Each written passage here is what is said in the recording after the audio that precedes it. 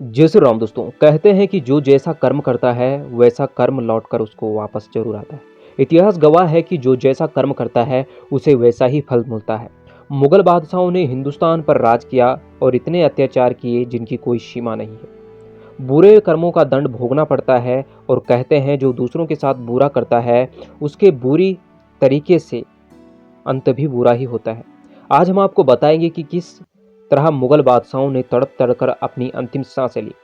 दोस्तों, बाबर हिंदुस्तान की धरती पर कदम रखते ही यह राजाओं का खून बहाने लगा, आम प्रजाओं का खून बहाने लगा, मंदिरों को तोड़ने लगा, खजाने लूटने लगा और माँ बेटियों को लूटने लगा। बाबर का मौत बहुत भयानक थी। बाबर अत्यधिक शराब पीने के कारण विलासिता में डूबा रहता।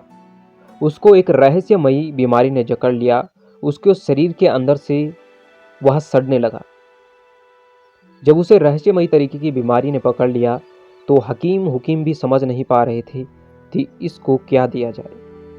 कोई भी दवाई असर नहीं कर रही थी और उसकी आंतें सड़ चुकी थी और जब हल्का होने बैठता था तो खून ही निकलता था और अंतिम में वह इतनी बुरी मौत मारा गया कि उसे आम लोगों की तरह उसको दफनाया गया। उसके अपनों ने भी उसका सम्मान नहीं किया और कोई भी उसे टच नहीं करना चाहता था क्योंकि उससे गंदी बदबू आ रही थी। हुमायूं का शासनकाल संघर्षों से भरा हुआ था, लेकिन उसकी मौत एक अजीब तरीके से हुई। उसे जो मिला वह अपने कर्मों का फल था। 1556 में हुमायूं ने दिल्ली के दीन पहान किले में लाइब्रेरी में था। वह नमाज पढ़ने जा रहा था। तभी अचानक उसकी लंबी पोशाक उसके पैरों में उलझी और वह सीढ़ियों से लड़खड़ाता हुआ गिरता है और उसका सर दीवार पर लगता है, जिसके कारण वह बहुत बुरी तरीके से जख्मी हो जाता है।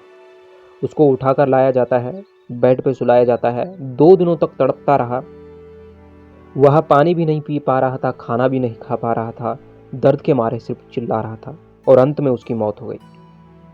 अकबर जिसे महान कहते हैं, लेकिन सिर्फ एक ही इसका पहलू बताया जाता है। लेकिन अकबर के पीछे कौन सा राक्षस छिपा हुआ है यह आप हिस्ट्री में पढ़कर देखोगे। अंतिम के अकबर के अंतिम दिनों में उसके बेटे सलीम ने उसके संबंध खराब हो गए। उसने पेचिश लग गए। जब अकबर को पेचिश लगे तो अकबर का उस सलीम ने इलाज नहीं करवाया और अकबर ऐसे ही 4-5 महीनों तक तड़पता रहा। उसकी आंतें खराब होने लगी और आंतें तक सड़ गई। वह खाना खा ही रहा था तो पीछे से निकल रहा था और वह इतनी बदबू मार रहा था कि आप सोच भी नहीं सकते।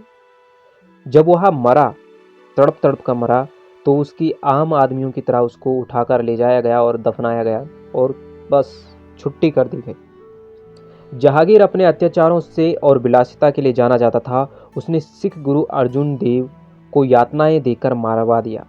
लेकिन जब कर्म लौटते हैं तो इंसान का अंत भयानक होता है। जहांगीर का शरीर कमजोर पड़ गया। उसे सांस की गंभीर बीमारी होने लगी और वह कश्मीर से लाहौर जा रहा था और तभी वहाँ जब वह ठंडे में फंसा तो उसे ठंड के कारण और एक अजीब सी बीमारी हो गई, जिसके कारण वह ना खा पा रहा था, ना पी पा रहा था, ना उठ पा रहा था, ना बैठ पा रहा था, ना सो पा रहा था और वह बहुत बीमार हो चुका था और आखिरकार उसने भी तड़प तड़प कर अपनी जान दे दी। बेटे ने कैद किया और भूख और दर्द से सताया। शाहजहां जिस शाहजहां ने दुनिया को ताजमहल दिया, वह अपने ही बेटे औरंगजेब की कैद में तड़पता रहा। शाहजहां को उसके बेटे औरंगजेब ने आगरे के किले में कैद किया। उसकी हालत खराब होती गई, लेकिन उसे कोई इलाज नहीं मिला।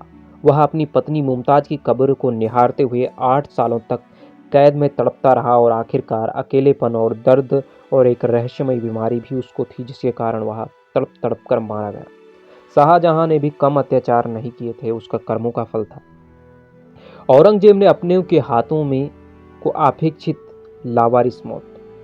औरंगजेब ने हिंदुस्तान में आतंक मचाया, मंदिर तुड़वाए, हजारों नहीं लाखों निर्दोषों की हत्याएं करवाई। लेकिन जब वह उसका अंत हुआ तो वह तड़पते हुए मारा गया। औरंगजेब की मौत अकेलेपन दुख में हुई थी। उसे अजीब सी बीमारियां होने लगी।